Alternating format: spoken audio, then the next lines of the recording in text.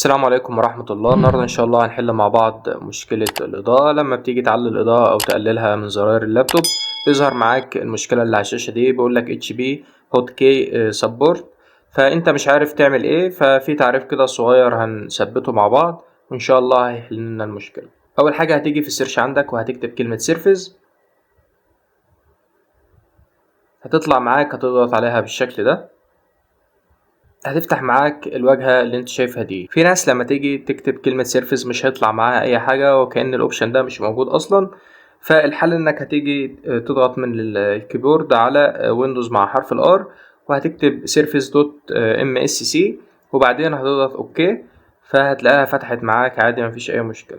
بعد ما تفتح معاك الواجهة بالشكل ده هتيجي هنا وتظلل اي اختيار من اللي موجودين قدامك دول، هتيجي على اي اوبشن كده وتضغط ضغطة واحدة عليه وبعدين هتروح تتأكد ان لغة الكيبورد عندك اللغة الانجليزية وهتضغط على حرف الاتش من الكيبورد، هيقربك على طول من الاوبشن اللي احنا محتاجينه اللي هو اتش بي هوت كي يو دبليو بي سيرفيس، او هتدور عليه يعني هتنزل لتحت كده شوية لحد لما تلاقي الاوبشن ده وبعدين هتضغط عليه كليك يمين وبروبرتيز وبعدين هتيجي تلاقي الاختيار ده عندك كده اوتوماتيك، هتضغط عليه وبعدين هتعمله ديسيبل وبعدين ابلاي وبعدين اوكي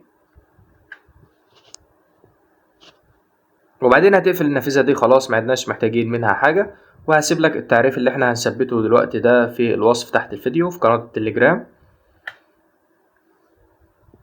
هتيجي كده تضغط عليه تفتحه عادي خالص وبعدين نيكست وبعدين هتفعل الخيار الاول ده ونيكست وبعدين نيكست.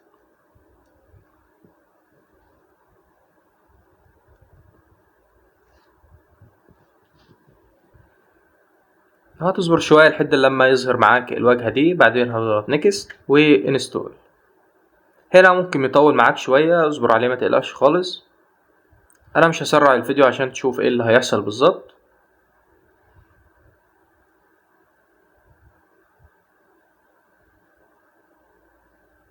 وبعدين هيظهر معاك النافذة دي، هتضغط فينيش.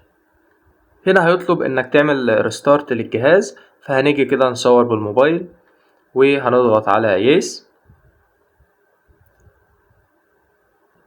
الجهاز بيحمل وهيفتح.